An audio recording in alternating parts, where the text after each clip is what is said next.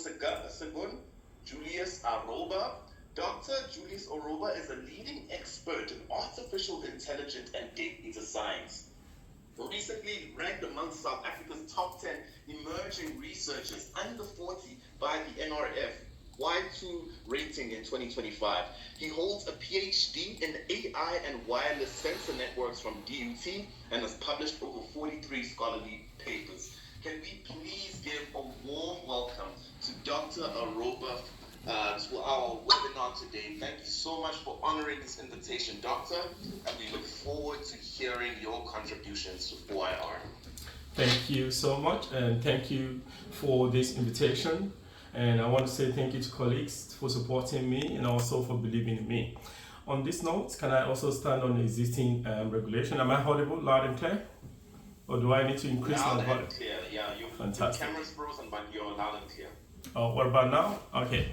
Thank you so much. Can you see my screen? Yes. Fantastic. So I'm giving a topic to actually speak on, which is balancing innovation and regulations. The role of multi-stakeholder governance in AI ethics. Question that comes to mind is, AI could actually add, do you know that AI could actually add about $15.7 trillion to global economy? According to the world, to PwC recent research. And you know that yet in the world that we live in today, only about 82% of demand stricter of AI adoptions globally and AI oversights. And in these days, this has actually led to a lot of tensions, a lot of discoveries here and there, and a lot of bit and tate here and there.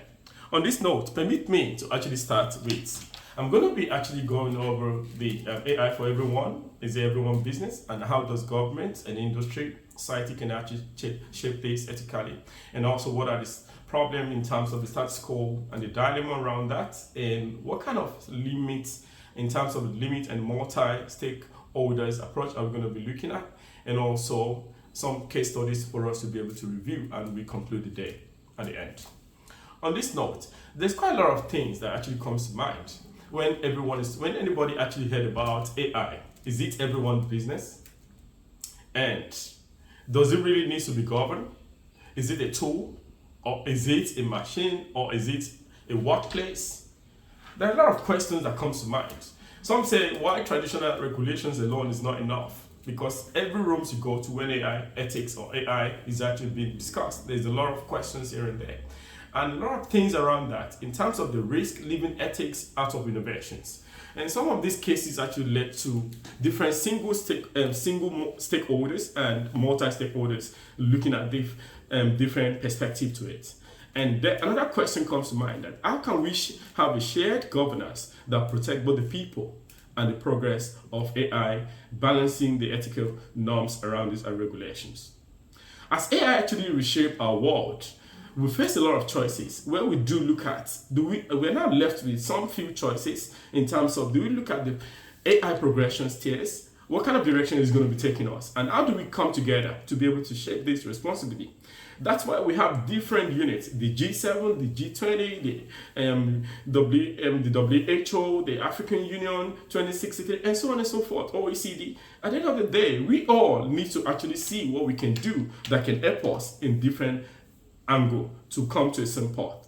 Our government and industry, academia and civil society can actually shape this in terms of ethics is very, very important.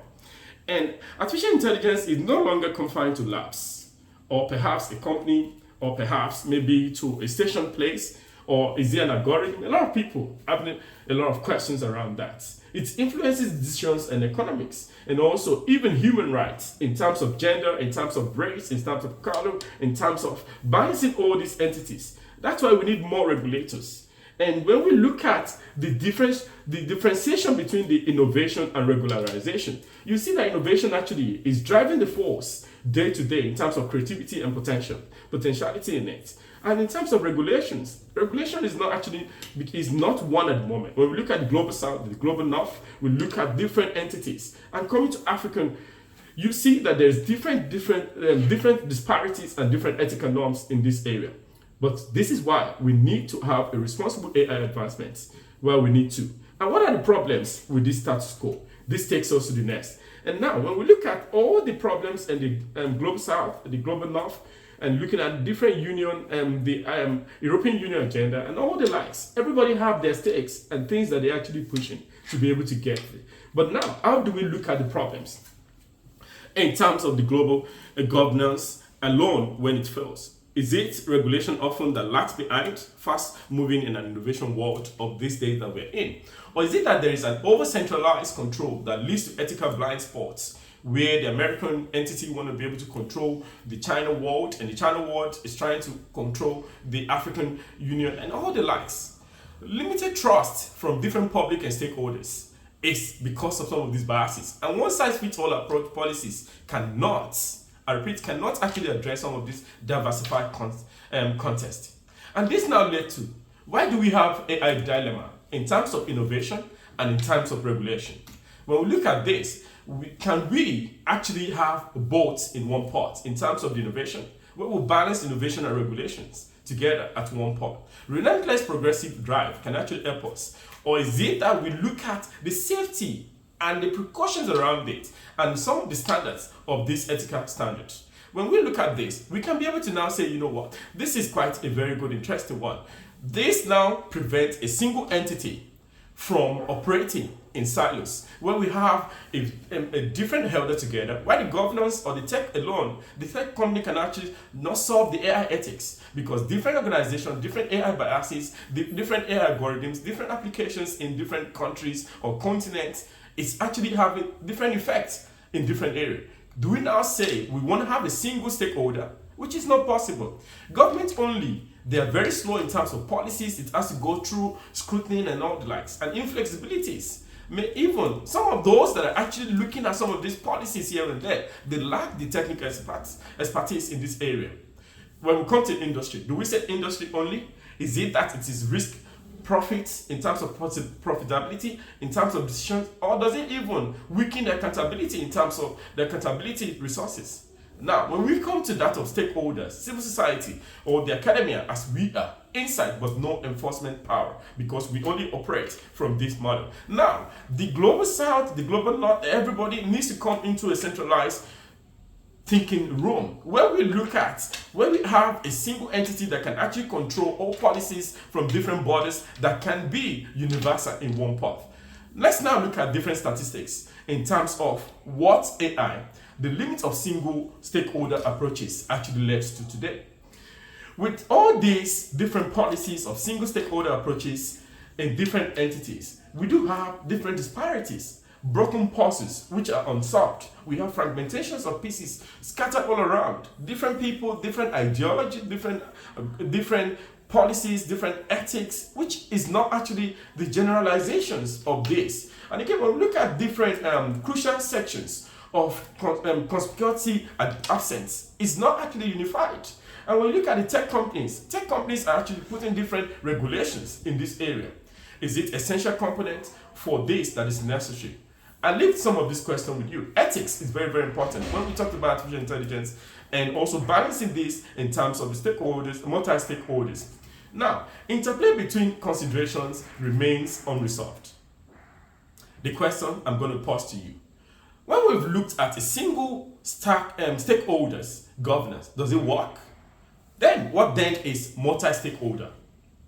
Multi-stakeholder, it's an entity where we have a governance coming together with industry, where we have the companies, the researchers, the civil society jointly shared together with using a single eye policies. When I say single side, it means we're looking at a unified or a central repository policies, where the UNESCO's global comes together in terms of the AI agreement, looking at 193 governments and also different tech companies, which I don't want to be repeating because my colleague has actually I've mentioned some of this, looking at the UNESCO, looking at the IBM, the Microsoft, the OpenAI, different policies. If we can actually come together, this will help diversity to prevent Western-centric norms. And with this is a report that was actually gotten from UNESCO Comments 2021. Now, another question is, does it really work? Will multi-stakeholder governance work for us? Now, let's look at some of these questions. Now, in terms of civil society, they always emphasize on the role of community and also advocacy groups in shaping ethical AI. Whereas the governors are saying representatives, they represent regulatory and policies that are making role in the governance. Now, bear in mind that some of these guys that are looking at the policies in different governance arms, some of them might not be tech driven, they might not even be expertise in this area of in terms of biases of AI. Just like the questioner asked in terms of climate change, is it going to be a benefit? And why would it be able to chase people from work? If people can actually know some of these policies that can guide them, this can actually bring some of this into one pot. Now, in terms of academia, we need to focus more on research and education to foster ethical understandings and innovation in AI. And in terms of private sectors, if we can come together to highlight some of the roles of businesses in developing and implementing some of the ethical AI technologies, it can actually help to augur well where we have a central repository of multi-stakeholder, not a single stakeholders.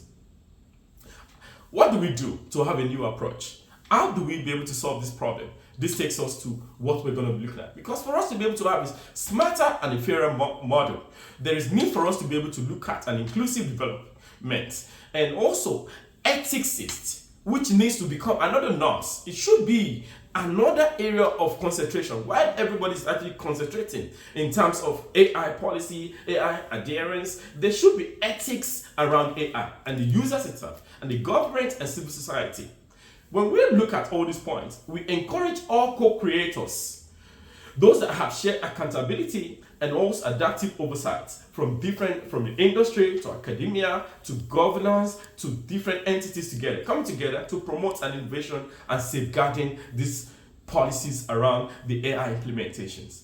We need to build public trust so that there can be what I call an open policy door or a true transparency where there is no hidden agenda from different areas. How do these stakeholders and their roles come to complement each other? Let's look at that. If we look at different areas in terms of how do they come into, when we look at the influence of the government itself, civil society can actually promote responsible AI, and academia can actually develop through research and analysis so that it can actually complement what the civil society is actually looking at or what the tech companies is actually doing. And also, if the tech company can actually look at the shapes of AI via self-imposed ethical guidelines, it can actually help to be able to have a multi-stakeholder and a governance enforcing this AI standard through the transparent door. Another thing here is, would there be a benefit around this? There are takeaways we're not actually just witnessing of in terms of AI evolutions. We're architects of this impact. Whether you are in tech or in policy or educational or in advocacy, you have a role to play. Let's commit to inclusive governance model so that we can be able to shape these AI ethics and also tools for equity and progress and shared prosperity. Now let's look at some of these major benefits in terms of multi-stakeholder governance. It will help us to be able to balance our decisions, faster adaptation, public trust, and having an early risk detection if we have a multi-stakeholder governance. How do we balance this? When we're talking about AI balanced risk, there's a framework that was combined by 300 plus industry and academia inputs, according to NIST in 2023. And also, in terms of the public trust, there's 62% of citizens that trust AI more when NGOs are involved. That is according to Barometer Trust. And also, in terms of the exercise of the audience, have they actually been able to brainstorm in terms of having a multi-stakeholders rather than operating as a single stakeholders for this? This takes us to a clearer picture. If we're able to look at different entities to this, we'll be able to see how to identify this risk before they're escalated. We'll be able to build the confidence and credibility amongst the stakeholders. And when we have a faster adaptations, there is also, it helps us to be able to enable a quick response to changing environments, irrespective of our discipline or policies, or organizations, or societies, or tech organizations, or wherever. And it helps us to also look at a balanced decisions, because ensuring fairness and inclusivity in this can help us to look at different areas. So now, another question to pose to you is, are there major challenges in terms of multi-stakeholders? And in my role as an academia, or as a tech company, or as an industry expert, or as an SME, or as an NGOs, do we have challenges, and how do we be able to mitigate these solutions? Tech dominance can actually look at how to see, can we look at different areas to balance some of this? Where we have a tiered, we have including all the SMEs and NGOs coming in terms of solutions, where we have in the same multi-stakeholders together. And we have the tiers of government in different areas coming together. And just like what the G20 and G7 are actually discussing from time to time, so that we can have a cooperation around this, and even the AAU agenda, AAU agenda 2063. With this, tech dominance, slow consensus can actually be reached, and global fragmentations will be minimalized. And challenges we can see when we have a multi-stakeholder rather than a single stakeholders, we can be able to have a balance in between them.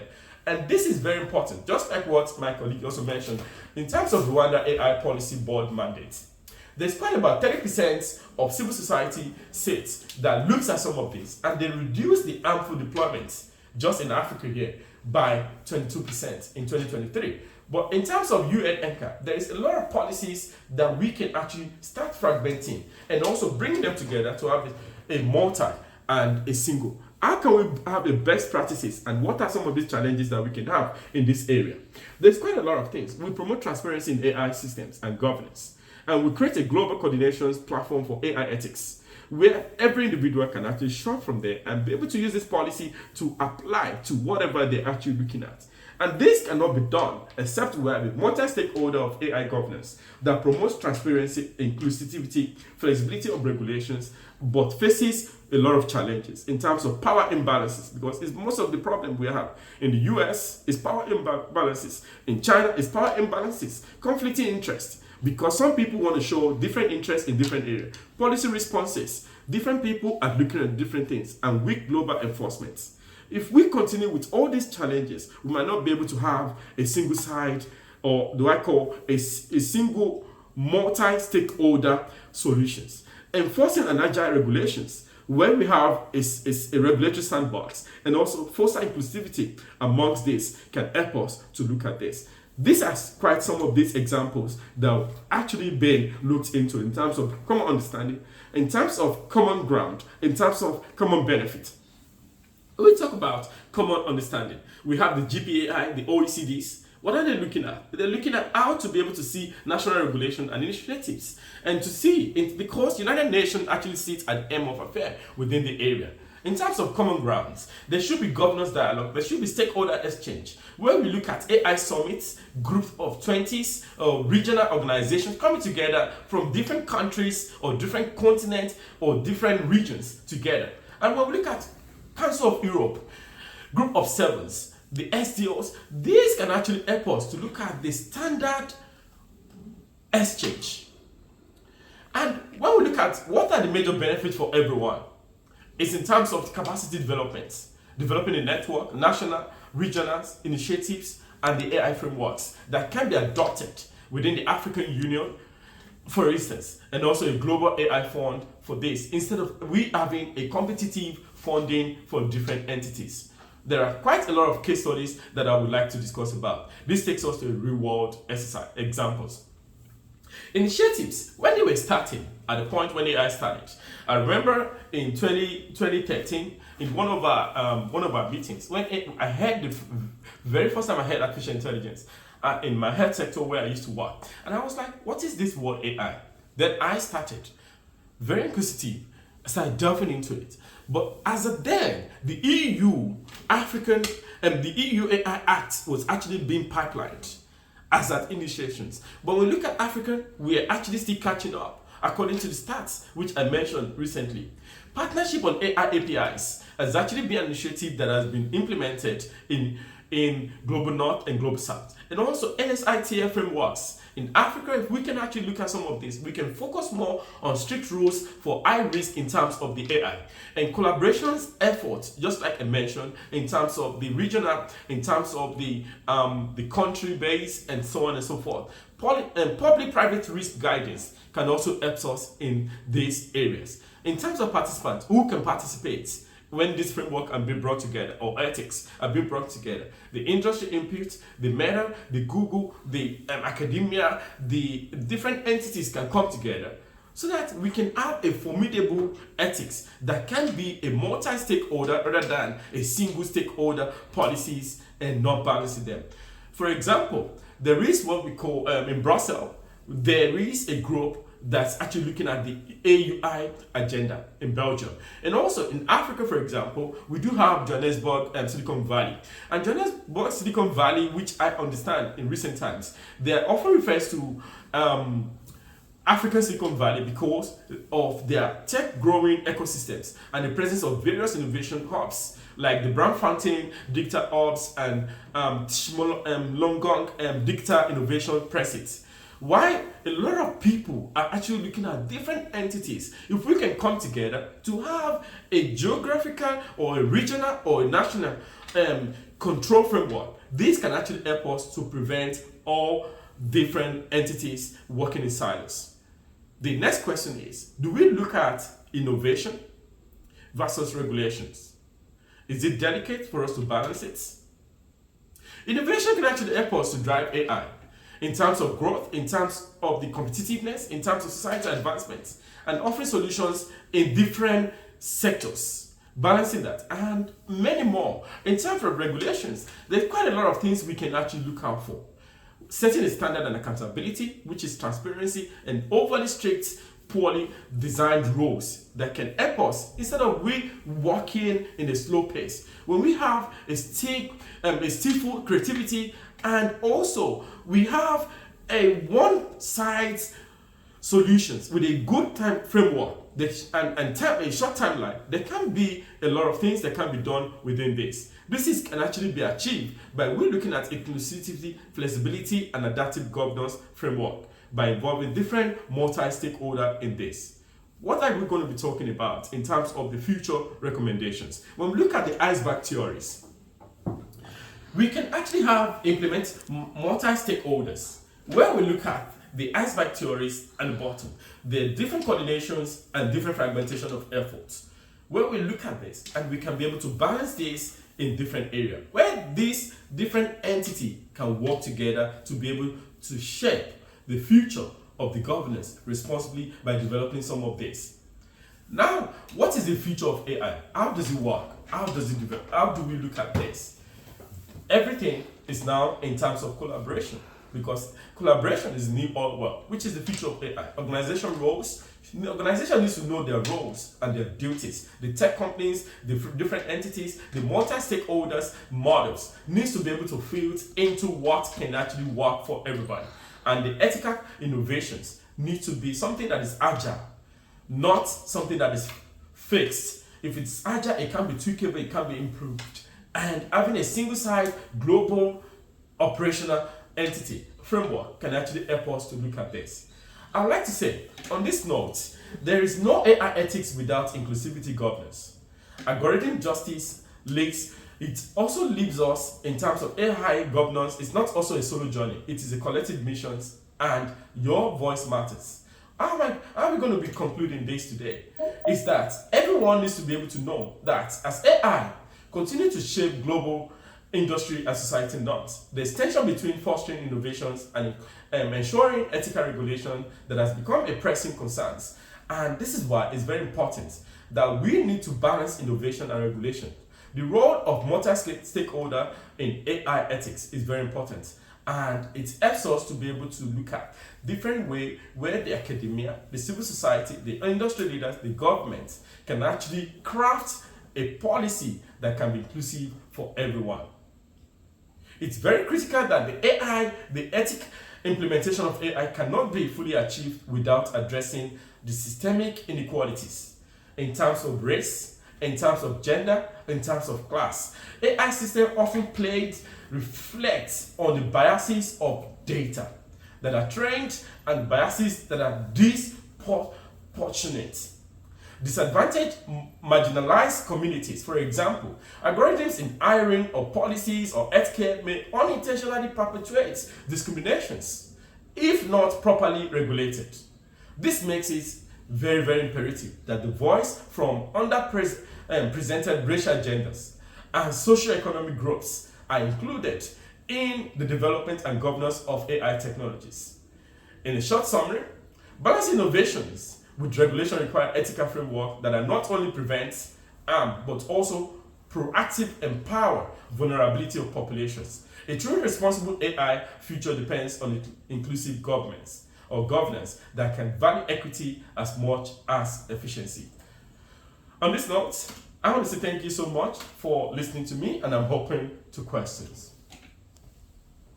Please give him a round of applause for, again, an exciting and insightful presentation which invites us into the world of AI, but also brings in the question of equality and who should be involved in shaping what AI is for the country and the continent. Thank you so much, Dr. Presentation. And with that, I would like to open the floor to anyone who has